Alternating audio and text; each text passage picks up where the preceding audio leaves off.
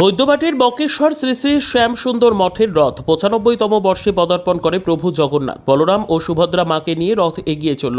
আমাদের প্রতিনিধি সরাসরি চলে গেছিল হুগলি জেলার বৈদ্যবাটির বকেশ্বর শ্রী শ্রী শ্যামসুন্দর মঠের মন্দিরে। সেখানে দেখা গেল ৯৫তম বর্ষে পদার্পণ করল এই রথযাত্রা। এই রথযাত্রার ভক্তরা তারা দড়ি টানতে টানতে প্রভু জগন্নাথ এগিয়ে চলেছে মাসির বাড়ির উদ্দেশ্যে। প্রভু জগন্নাথ দেবের মাসির বাড়ি জোড়া অশোকতলা বৈদ্যবাটির। সেখানে দেখা গেল এই রথযাত্রার সাথে মঠের মহারাজ জেনে আছেন। তিনি আমাদের পর্দায় কি বললেন এই রথ সম্পর্কে, আসুন আমরা একবার শুনে নেব মহারাজের বক্তব্য।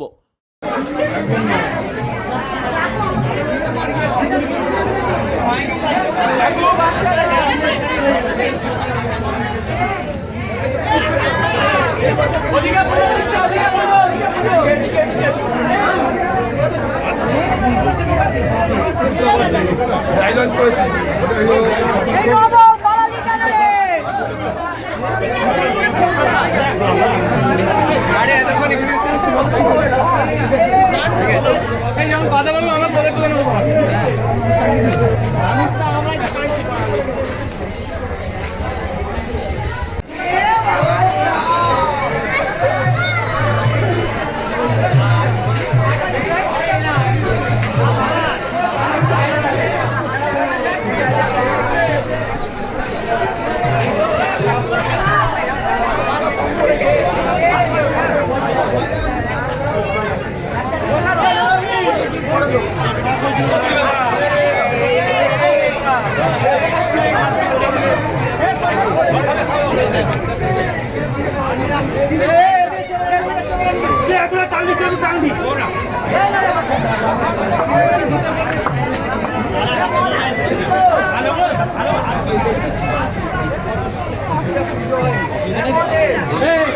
এখন আছি সরাসরি সেই হুগলি জেলার বৈদ্যবাটি সেই রাধেশ্যাম মঠ,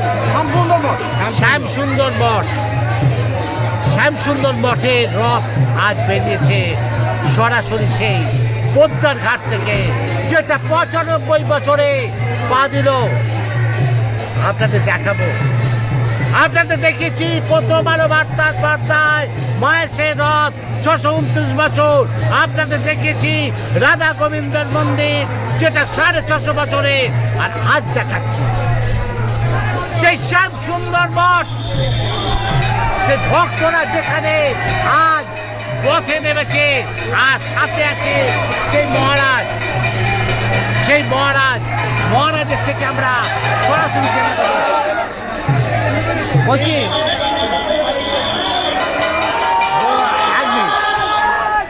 দাদা গাড়ি স্পিডে ধাক্কা মেরে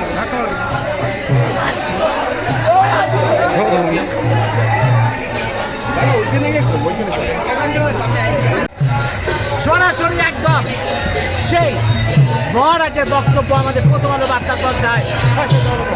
মহারাজ প্রথমেই আজ সেই শুভ রথযাত্রায় শুভেচ্ছা, অভিনন্দন, শুভকামনা এবং তার সাথে বৈদ্যবাটিবাসীকে জানায় শুভেচ্ছা। আজ রথযাত্রা কি বলবে? আজ রথযাত্রা আমাদের শ্যামসুন্দর মঠের রথযাত্রা আজ ৯৫ বছরে পদার্পণ করলো।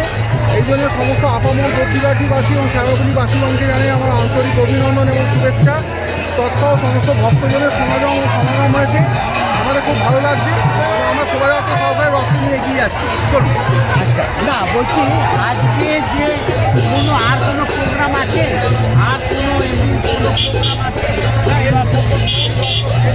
আমাদের রথ মাসিবাড়ি আছে ওখানে আমাদের ৯ দিন ব্যাপী শামসুন্দরের ভোগ আরতি সেবা সব কিছু ওখানে কীর্তন পাঠ ভাগবত অনুষ্ঠিত হবে।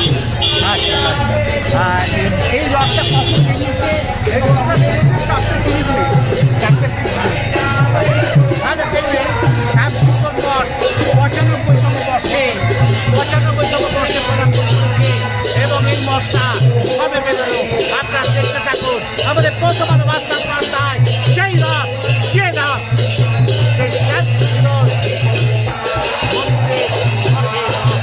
দেখতে থাকুন, দেখতে থাকতে হবে।